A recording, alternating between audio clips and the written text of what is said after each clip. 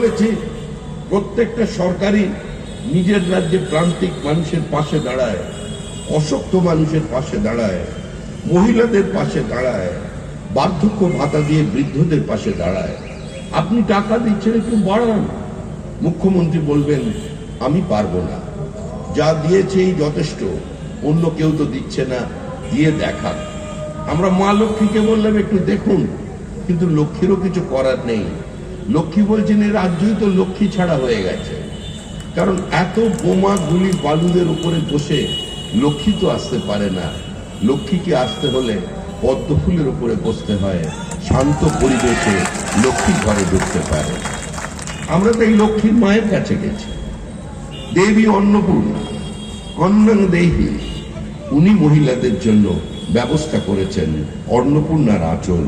প্রতি মাসে 1 তারিখ থেকে 5 তারিখের মধ্যে প্রত্যেক মহিলার অ্যাকাউন্টে 3000 টাকা করে ঢুকবে, নরেন্দ্র মোদীর গ্যারেন্টি। যতদিন বেকার যুবক চাকরি পাচ্ছেন না, পশ্চিমবঙ্গের সার্বিক পরিবর্তন হচ্ছেন না, ততদিন পর্যন্ত যুবকদের পাশে থাকার জন্য প্রতি মাসে 3000 টাকা করে ভাতা বর্তমানে সরকার। কিন্তু তারপরেও এ রাজ্যের মানুষ বলছেন, তারপরেও গ্রাম বাংলার যুবকরা আওয়াজ তুলেছেন, ভাতা নয় ভাত চাই, প্রতিভার মর্যাদা চাই, স্বনির্ভর প্রকল্পে সংযুক্ত হতে চাই, স্টার্ট আপ খুলতে চাই, অন্য প্রদেশের মতো পশ্চিমবঙ্গকেও একটা উন্নত মানের রাজ্য হিসেবে গড়ে তুলতে চাই।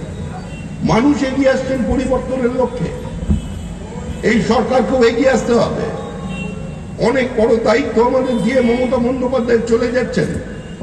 যেদিন এসেছিলেন সেদিন ঋণের পরিমাণ ছিল 1,92,000 কোটি টাকা, আর আজকে ঋণের পরিমাণ দাঁড়িয়েছে 7 লক্ষ কোটি টাকার বেশি।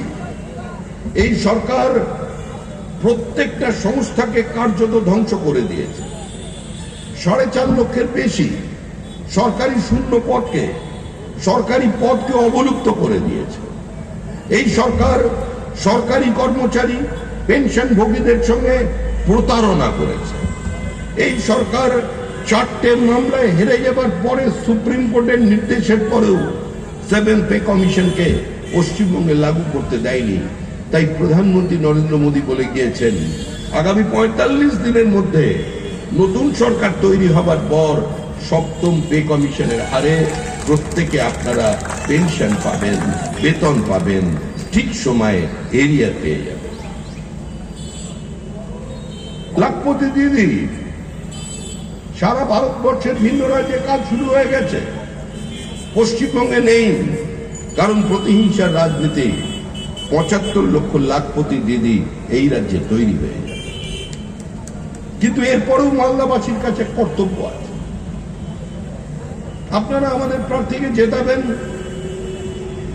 গোপাল শাহ জিতবে, কিন্তু তারপরেও আপনাদের কর্তব্য থাকবে।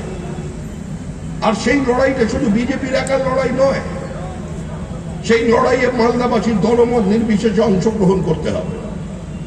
কারণ এই মালদার জমিকে ব্যবহার করে বিহার, ঝাড়খণ্ডের আজকে বনাঞ্চল সীমাঞ্চলের ডেমোগ্রাফি, তাদের জনসন্তুলন বদলে দেওয়া হয়েছে। মালদার জমিকে ব্যবহার করে বাংলাদেশিদের ভারতবর্ষের বিভিন্ন প্রান্তে ছড়িয়ে দেওয়া হচ্ছে। উগ্রপন্থা বাড়ছে, র্যাডিকালাইজেশন বাড়ছে। ISIS, লস্করে তৈবা, তাদের বিভিন্ন মডিউল তৈরি করা হয়েছে ভারতবর্ষের বিভিন্ন প্রান্তে। মালদার জমি আজকে এভাবে ব্যবহৃত হয়ে যাচ্ছে। আজকে আপনাদের সংখ্যা দিয়ে দখল করে নেবে বলছে। যারা এই দেশটাকে দারুল হাট বলে মনে করে, যুদ্ধভূমি বলে মনে করে, যারা এই দেশটাকে নাপাক বলে মনে করে, অপবিত্র মনে করে, যারা মনে করে ওপার থেকে সংখ্যা ঢুকিয়ে দিয়ে আমি সংখ্যার ভিত্তিতে এটাকে পশ্চিমবঙ্গ নয় পশ্চিম বাংলাদেশ বানিয়ে দেব, আমি উত্তরবঙ্গের চিকেন নেককে দখল করে দেব, আমি চীনের সঙ্গে সহযোগিতা করব, এই যে মৌলবাদী ধর্মান্ধ কিছু মৌলবী সেজে মানুষ এই কথাগুলো বলছে, এদের বিরুদ্ধে আপনাদের রুখে দাঁড়ান।